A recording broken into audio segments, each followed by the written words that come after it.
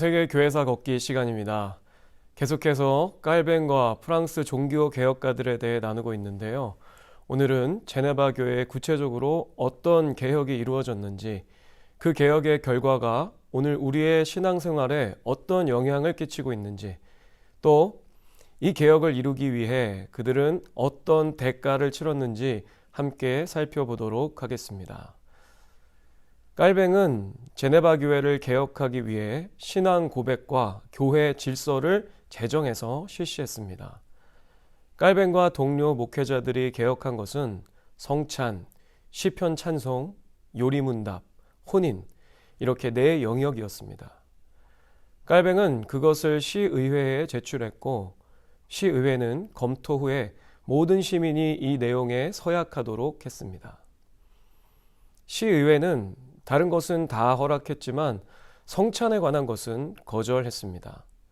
하지만 깔뱅은 성찬의 횟수와 참여 자격 결정은 시의회가 아니라 교회의 권한이라고 보았습니다.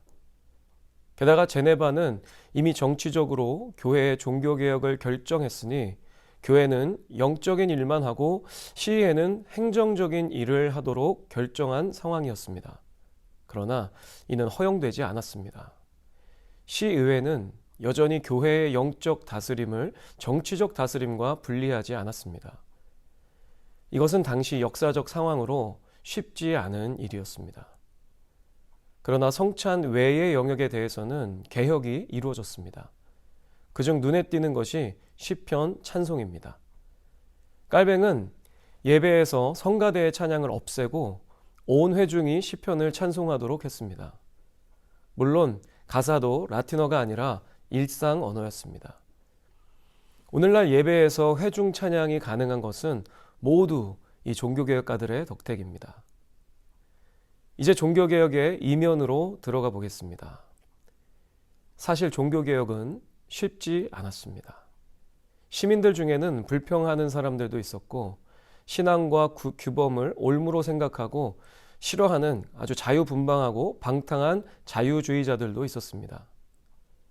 네덜란드 출신 개종자 카롤린은 로잔에서 목회를 하고 있는 사람이었습니다. 이 카롤린은 명석한 학식을 소유했고 박사학위까지 있었습니다.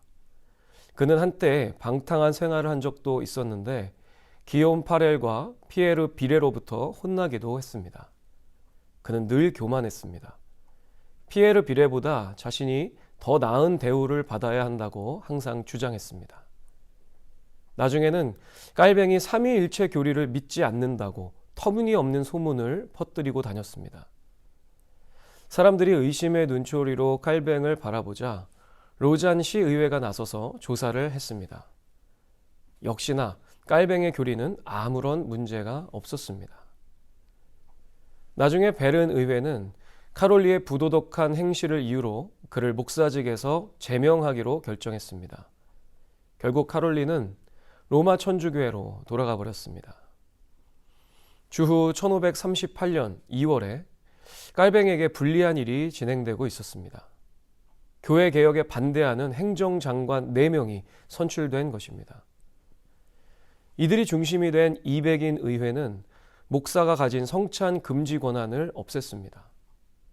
목사는 설교만 하고 교회 행정은 시의회의 권한이라고 못을 박아버린 것입니다.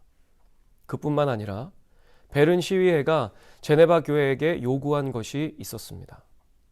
로마 천주교회의 몇 가지 관습을 다시 받아들이자는 것이었습니다.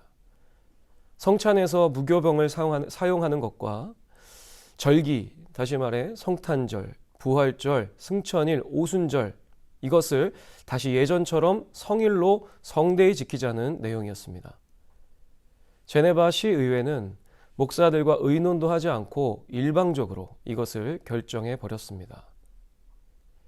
기욤 파렐과 깔뱅 그리고 시각장애인 쿠로 목사가 시의회에 강력하게 항의했지만 아무 소용이 없었습니다. 오히려 시민들 가운데 반대자들이 나서서 이 프랑스 출신 3명의 목사에게 아주 모욕적인 욕설과 주먹질 그리고 몽둥이질을 하고 말았습니다. 그 후 어느 부활절 주일이었습니다. 깔벤과 목사들은 성찬을 시행하지 않았습니다. 시의회가 죄인도 성찬에 마구 참여할 수 있도록 했기 때문입니다. 깔뱅은 설교단에서 제네바 시의회의 결정이 잘못되었다고 강력하게 설교했습니다. 그러자 성질 급한 폭력배들이 깔뱅을 죽이겠다고 앞으로 달려나갔습니다. 만약 말리지 않았다면 깔뱅은 그 자리에서 죽었을 것입니다. 다음날 시의회는 3명의 목사를 추방하기로 결정했습니다.